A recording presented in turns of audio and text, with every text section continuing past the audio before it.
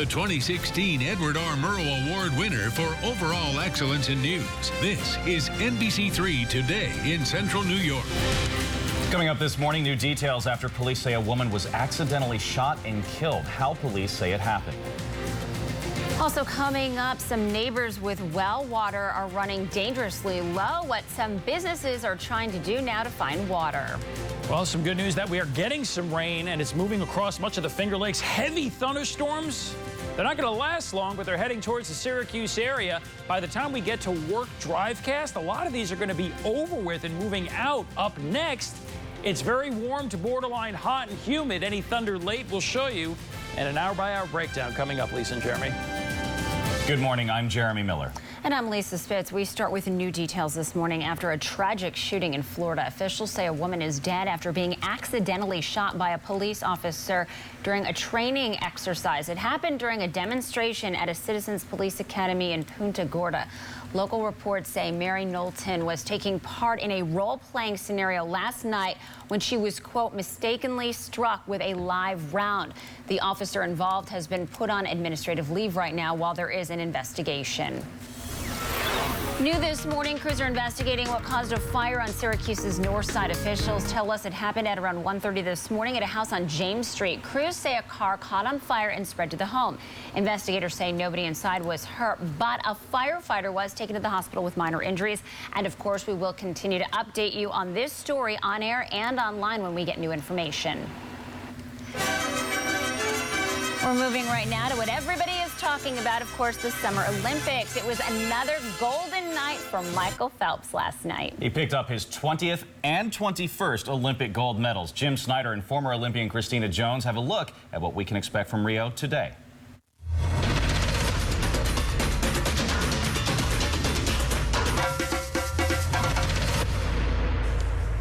It's day 5 of the Olympics, and some heavy gold medal favorites continue their journey toward immortality. I'm Christina Jones. And I'm Jim Snyder. Here's what's coming up on the games today. First to the hard court, the U.S. men's basketball team back in action. They'll take on Australia in their third game in group play. So far, the U.S. team has won their first 2 games by a combined 101 points. Now to the pool. It's all about diving. A pair of medal hopefuls make their Olympic debut for the U.S. team in the men's synchronized 3-meter springboard final.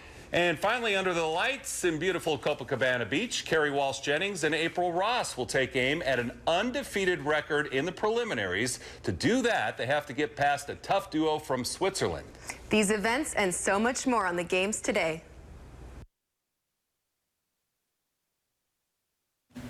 This morning, hundreds of people in Oswego County are thankful that their jobs are safe after the owners of 9 Mile Point agreed to buy the Fitzpatrick nuclear power plant.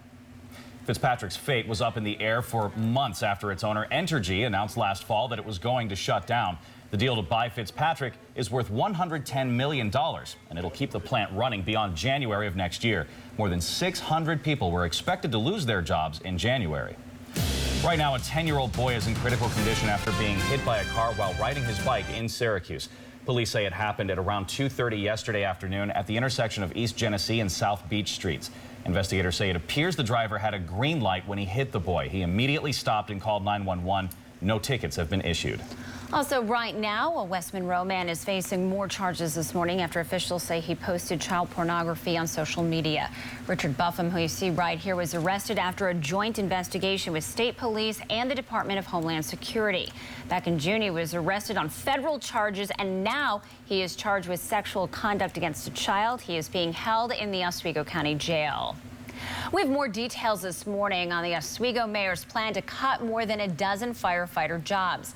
Mayor Billy Barlow says there is a $1 million budget gap, but eliminating these positions would take care of that entire deficit. Unlike some other municipalities, the Oswego Fire Department operates both the city's ambulances and also responds to water emergencies. The firefighters union says the proposed cuts would make an already challenging job even more difficult. You know, at 10 people minimum staffing, we find ourselves short-staffed and scrambled at times to make sure we can answer all the emergencies that we need to at times. The mayor says the most logical place for cuts is the fire department. The mayor says Cortland, which has nearly the same population, staffs more than 30 firefighters. That's nearly half of what the city of Oswego does. He is confident adding back some part-time positions will keep services the same. Happening now, some neighbors in Onida County are dealing with a serious problem. The drought has become such an issue in Westdale that some people who rely on well water are starting to run dry. We've reached out to several well drilling companies. Some have regular business right now, while others are incredibly busy trying to dig deeper with the hopes of tapping into another water vein for a better water supply. Now to the latest on the campaign trail. Donald Trump made some comments at a North Carolina campaign stop that have ignited a new controversy. The Republican presidential nominee said that if his Democratic rival Hillary Clinton is elected president, the Second Amendment people may be the only way to prevent her from picking federal judges. A top Trump advisor tells NBC News Trump was simply talking about Second Amendment supporters exercising their voting power. Meantime, the Democratic presidential candidate Hillary Clinton will announce her plan for the economy. At a campaign stop in Des Moines, Iowa today, she is scheduled to reveal her plan that she says will create an economy that works for everybody, not just those at the top. If she's elected, she has promised during her first 100 days in office to make the biggest investment in new good-paying jobs since World War II. Our mission here at NBC3 is to connect the presidential candidates to our viewers to better inform and empower you. We have reached out to the candidates to take part in extended interviews, not only with our station, but with our sister stations across the country. And we want to give you a voice in this historic and important race for the White House. So please share your thoughts with us. You can either send us an email or you can comment on our Facebook page. 4:37 right now. Let's take a look at what's happening in the day ahead. The U.S. Justice Department is releasing a new report today that lobs harsh criticism at the Baltimore Police Department. The report claims Baltimore police officers routinely discriminate against blacks, repeatedly use excessive force, and are not adequately held accountable for misconduct. The report also claims blacks are disproportionately searched during stops. The Justice Department released a copy of the report ahead of its public announcement set for later today. A Kansas City water park is expected to reopen this afternoon, but the water slide that a boy was killed on will still be closed. Officials say 10-year-old Caleb Schwab suffered a fatal neck injury on the ride on Sunday. 2 adult women who were not related to Schwab were in his raft with him. They both suffered minor facial injuries. Right now, police are still investigating the accident. Today is the start of the Oswego County Fair this year. Organizers moved it from July to August to display more local produce. The event has plenty of food, rides, and fireworks for everybody to enjoy. Admission is free and it runs through Sunday.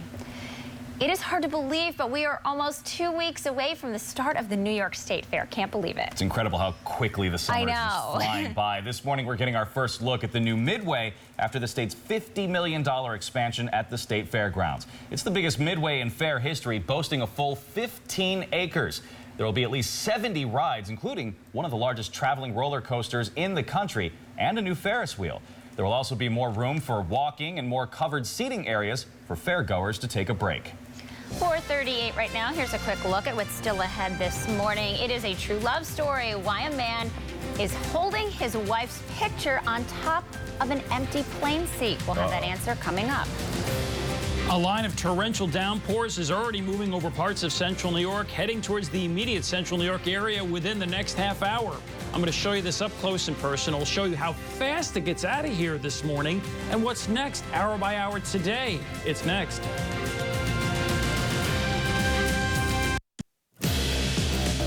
The 2016 Edward R. Murrow Award winner for overall excellence in news. This is NBC3 Today in Central New York. The Coast Guard has a warning about Lake Ontario after a missing swimmer's body is found and some advice on how you can stay safe on the lake. Also coming up this morning, New York drivers should put down the phone, how our state ranks, and a new report about taking selfies behind the wheel.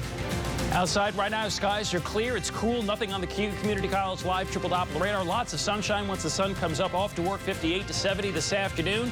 Warmer, 84 to 89. Hour by hour breakdown next. Lisa and Jeremy. Good morning, and thanks so much for joining us. I'm Lisa Spitz. And I'm Jeremy Miller. Today's the 4th full day of Olympic action in Rio. Plenty will be on the line for the Stars and Stripes, and some big names will be in action tonight. Let's get right to it. The day is starting on the water. Looking forward to this, where Jeffy Stone is rowing in the single scull quarterfinals. Then Team USA's Casey Eichfeld looks to give the U.S. its first medal since 1972 in the kayak C1 final. Then this is going to be great. The women's synchronized diving in the 10-meter platform. These two are really good. The team of Amy Kozad and Jessica Parado are looking for gold. Of course, everybody will be watching this one, the women's gymnastics team final. The U.S. is looking to repeat its gold performance from London from 4 years ago. And for the first time since 1924, men's rugby returns with the U.S. taking on the host country, Brazil. To the soccer pitch, the women's team looks to close out group play today against Colombia, a team that's been held scoreless through its first 2 matches. At the pool today, it's a chance for Michael Phelps to add to his record medal count. He's swimming in the 200-meter butterfly final. It's an event he took silver in during the 2012 games in London. He lost to South African Shad de Clos, who will also be swimming in this final. And finally, both the men and women will hit the sand for beach volleyball. Right now, we're looking live at Copacabana Beach. For the first time in 10 years, Phil Dalhouser and Nick Lucina will reunite and take on a team from Mexico. The women's duo of Lauren Fendrick and Brooke Sweat will take on top-seeded Brazil. Here's what's happening right now. 4 people are expected to be okay after their small plane crashed in Chenango County. It happened yesterday afternoon. Police say the plane was flying low and people on board were taking pictures when it hit the top of trees. The plane then caught fire. Everybody was able to make it out okay. Right now, that crash remains under investigation. Also happening right now, the FAA is investigating a hot air balloon landing that caused a short power outage in the town of Augusta. That is in Onida County. The balloon was carrying 3 people. Nobody was hurt. The balloon's pilot says she was experiencing a rare mechanical issue while she was landing yesterday. That forced her to land near the intersection of Spencer and Perry Shoemaker Roads. Once the basket touched down, the balloon section draped over the power lines, causing the power outage and minor damage to that balloon. Happening now, some Oswego firefighters may soon be out of a job. The city's dealing with a $1 million budget gap for next year. Mayor Billy Barlow proposed cutting jobs from the fire department at a council meeting last night. The mayor said most of the gap can be eliminated by reducing staff at the department, but firefighters say the job cuts would have an impact on their ability to respond. You saw it first on NBC3. Crews recovered the body of a 34-year-old man who went missing while swimming in Lake Ontario this weekend. Now an autopsy is being performed to find out what caused Brandon Gould to drown. He was swimming by himself Saturday night at Brennan Beach. Officials say they found him just before 12:30 yesterday morning, less than a mile from where he was last seen. One of the many agencies that looked for Gould was the U.S. Coast Guard. They spoke with us about how to hopefully avoid a similar situation from happening to you.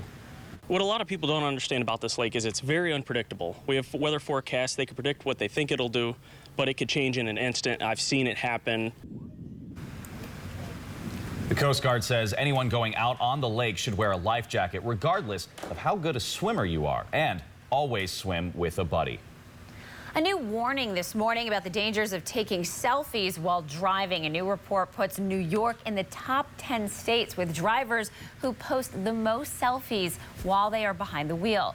Research says a driver's eyes leave the road for at least 2 seconds to snap that selfie. In that time, listen to this, a car can travel 176 feet or the length of 2 basketball courts at 60 miles per hour. So not the best idea.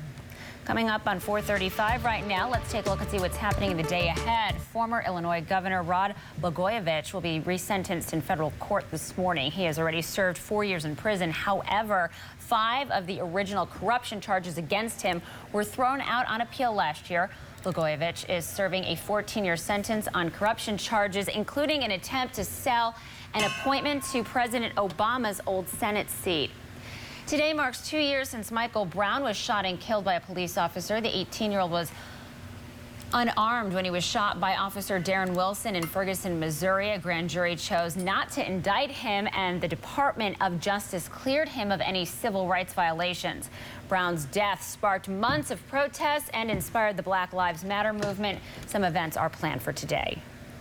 Empire Farm Days is ready to kick off in Seneca Falls today. It's one of the largest farm shows in the state. It'll feature exhibits including educational programs, equipment, and machinery displays. The farm show runs until Thursday. 4:36, here's a quick look at what's still to come this morning. Hulu is getting ready to make some big changes, what the streaming giant is planning to do and how it's going to impact users. Pete. Outside right now at the Stanley Skywatch, it looks like our weather now is quiet and clear.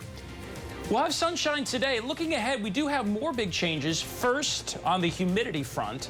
Next, at least on an opportunity for scattered showers and storms. New information next. A new trend in end-of-life care. Pet care is a big worry for patients and their families. We'll show you a program that's helping give peace of mind to pet-owning patients. Tonight on NBC3 News at 5.